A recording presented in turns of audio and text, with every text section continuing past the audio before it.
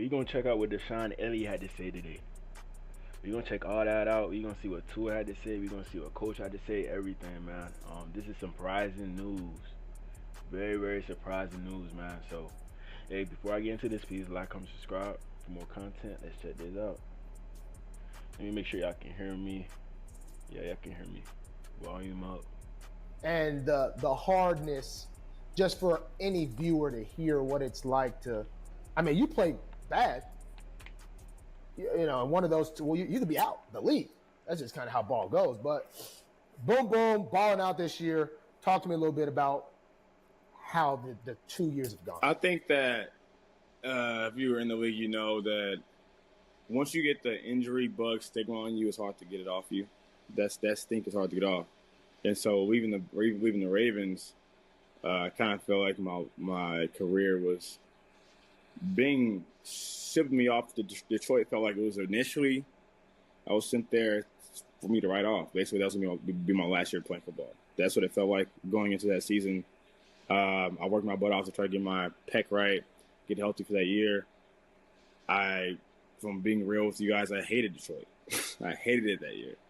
We ended up being 9-8, and I do appreciate that process because it showed me that the grass is not greener on the other side. Yes, they're winning now. They're a really good team now. They have all this momentum, and I guess I would say I don't know about y'all, but Deshon Elliot, he coming off a little salty, in my opinion. A little salty. That year was the start of something, but man, from going from there to Miami, I just didn't think that 1 year would take me to another 1 year. I thought that after that Detroit 1 year, I was going to, okay, boom, I finally finished sort of healthy. I mean, I ended up getting surgery that offseason to repair my then shoulder. And so this year is my first season without going into the season hurt. Wow. So I think that does play a big part in my development finally this year, me being able to show what I can do on the field. I haven't really had – I told my dad this a couple weeks ago that in reality, I've only played like 3 seasons. I've been in the league 7 years. So it's like my mental development of the game started slowing down for me a lot faster. My preparation, how to prepare, how to take care of my body the right way. Leaving things is not for me. Like keeping those things out of my life, like that's been a big thing for me as well. My sleep schedule, because I used to think that, back in the day I used to hang out, I used to try to do everything Eric Weddle did. But Eric Weddle was waking up and working out at 6 a.m. It means I was waking up at 5 with him. The thing was, he was going to bed at 9. Mm-hmm. As a young guy, I was going to bed at midnight. So going to bed at midnight, waking up at 5, it's 5 hours of sleep. That doesn't correlate. So that's why I was also hurt, in my opinion. But hey, this NFL thing is a job, to be honest. It's really a job. If you're taking it real serious, it's a job. On those 1 year deals, bro, that's stressful. I didn't know where my life was going. Yup. I didn't know how to be secure within myself for the people that are around me. And also just like realizing that everyone's path is different. Everyone runs their own race. You can't look around the league and be like, oh, like, dang, he got that money, or dang, he's doing this, and you realize, like, dang, my life is not planning out the way you want it to be. But the thing is, your life is planning out the way God wants it to be at the end of the day. And then I got into that fortunate situation last year in Miami. I got to kind of show some of my ability a little bit. I felt like I was still kind of kept in a pigeonholed because the DC. I have no problem with Fangio. For who was DC last year? I had Vic Fangio. I had no problem with that. You forgot his name? But he didn't use me the way I would prefer to be used. He tried to use me as a free safety, but I'm a strong safety. And they wanted Javon Holland to be close to around the ball. So Vic Fangio was making everybody play out of position, basically. That's what I'm hearing. I excel better around the box. But then I kind of coming here, they realized that I'm more of a positionless player. I've been playing a little bit of nickel, like slot corner a lot. I've been playing dime. I've been playing safety. They've been moving me around a lot, even on the D-line a little bit. So I think that goes back to my Texas roots. When I was at Texas, I really didn't play a position. I kind of just was out there playing ball. So I think they're realizing that if you put me on the field somewhere, I can make some plays. And hopefully – and they also give me the opportunity to make it a 2 year. And after this year, I have an option in my contract to, renegotiate, go back to the table. So I keep making these plays. Maybe I can get that bag. You know what I'm saying? But we're going to see if that's going to happen. I appreciate them for giving me the opportunity and realizing the type of player I am. And, I feel like I fit the Baltimore Raven, Pittsburgh Steelers culture. I feel like those two teams are very similar. So, that was long-winded, but I had to give you all that backstory. You needed that. No, that's good background. I'm curious about, you mentioned how you these, gritty cities, but then right in the middle, you have Miami. What was it like being in Miami as a worker? And then, it feels like it would be easier going to work in Baltimore, Pittsburgh, and Detroit than it might be when Miami's around. Was that a problem for anyone? I would say it was way easier to do those things in other cities, but in Miami, it's a distraction. I would say that we already didn't hang out much as a team because there's so much to do in Miami, so guys were dispersed so much, and everyone thought they were somebody. That's a big problem. That's a big, big problem, bro. Hey, in regards to what Deshon Elliot said in this, I'm not taking no offense to it. I do not play for the Miami Dolphins, so he's not calling me soft. He's calling the team soft. He's saying what we were saying last year. He is. But let's see how our team responds after this. We don't play the Steelers, but we better show that we're not soft against the Raiders. We better show that. The mindset of, I'm in Miami, I can be somebody different, And then we go into that city, and I felt like we were a really good team. And then the injury bug hit us. And then after the injury bug hit us, we played the Titans.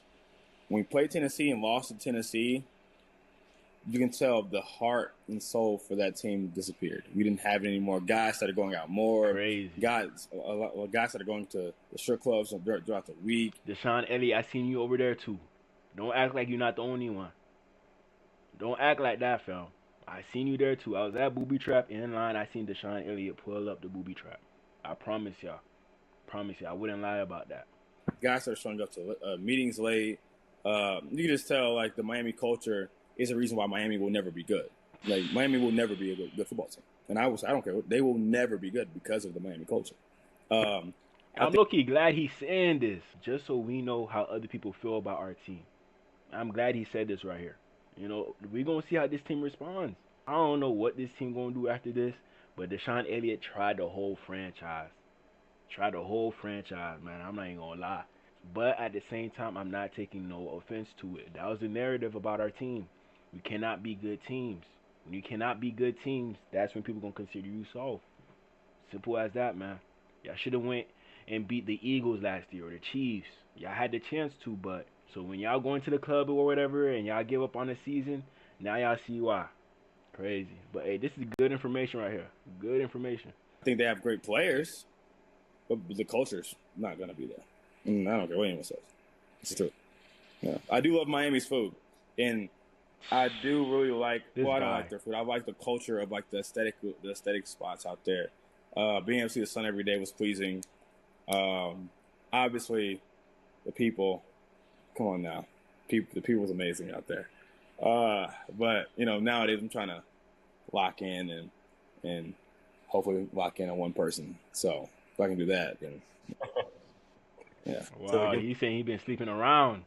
I know what you mean. One thing that came up in Mike's press conference today, I don't know if you've seen about this on social media, but a guy who was in your room last year, Deshon Elliott, said on a podcast, he said, the team I was on last year, the majority of the team were not mentally tough individuals. They were soft as bleep. Have you heard that he had made that comment? What's your reaction? Is there any truth to that? Yeah, I heard him make the comments. I saw the clip.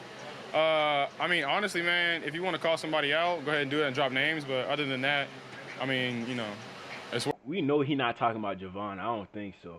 I think them boys cool. He not talking about Javon, but he talking about some certain starters on our team. He talking about certain starters on our team. I think so, but I don't know who I can pinpoint who it is. Y'all let me know in the comments who y'all think Deshon Elliott is talking about. Let me know in the comments. Whatever makes you, whatever makes your boat float, whatever allows you to have, a good night of sleep, and as it is what it is. But if you're not naming nobody, you're not calling nobody out, then all the rest of the comments is just empty.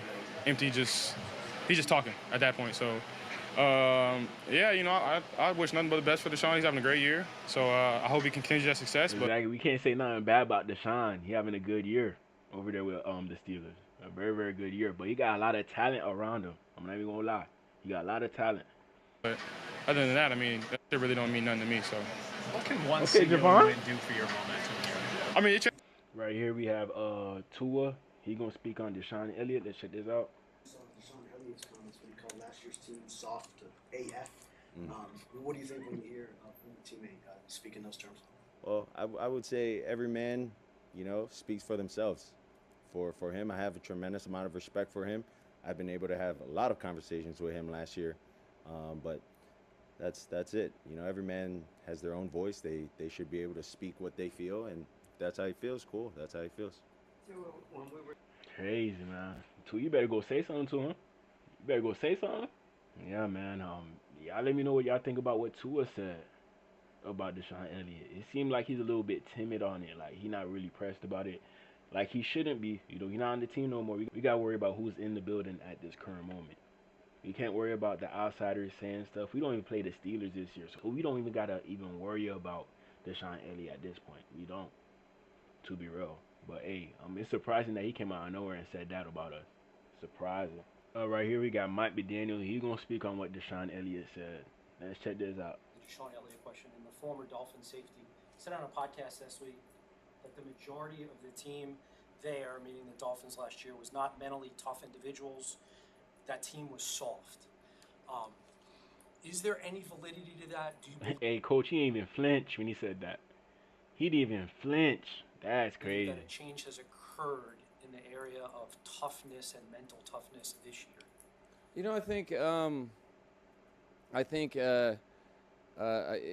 I am supremely only concerned with the 2024 Dolphins for sure, and I think that every team's ability to be mentally tough in the NFL season is definitely tried, and I think case in point, some of the stuff that we've been going through, and I think